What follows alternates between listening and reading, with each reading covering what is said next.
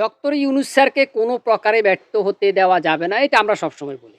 এইটা কম বেশি প্রত্যেকটা দলের বা লিডার বলেন বা অনেক আমলারা এটা বুঝে।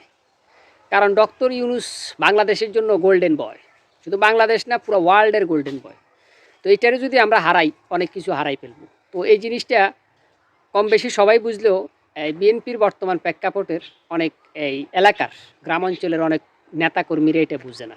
মনে করছে আগের মতো করিডোরেই ওরা বহুত কিছু উল্টে ফেলতে পারবো। এটা কিন্তু অলরেডি জামাতের আমির বলছে ৫ বছর চায়। যেমন সার্জিস আলম বলেন, হ্যাঁ?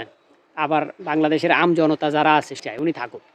আপনি দেখবেন যে এখন এভেলেবেল লোকের মুখে এটা। উনার যদি একটা ভিডিও পাবলিশড হয়, ওইখানে দেখবেন কমেন্টের মধ্যে শতকরা 99% পাবেন উনার সাপোর্টার। তার মানে বাংলাদেশের জনতা উনারাই চায়।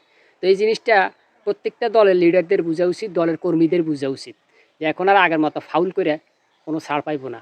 জনতা যেদিকে, গভর্নমেন্ট ওই দিকে। জনতা চাইলে অনেক কিছু করতে পারে। আগে সরকার পতনের আন্দোলন করতে, এখন সরকারের রাখার আন্দোলন করব, দেখবেন। অন্তর্বর্তীকালীন সরকারের নানা সীমাবদ্ধতা থাকা সত্ত্বেও আমরা মনে করি এই সরকারকে কোনোভাবেই ব্যর্থ হতে দেওয়া যাবে না। কারণ হাজারো শহীদের রক্ত মারিয়ে একটি গণতান্ত্রিক, মানবিক, বৈষম্যহীন বাংলাদেশ গড়ার অঙ্গীকার নিয়ে এই সরকার রাষ্ট্র পরিচালনার দায়িত্ব নিয়েছে।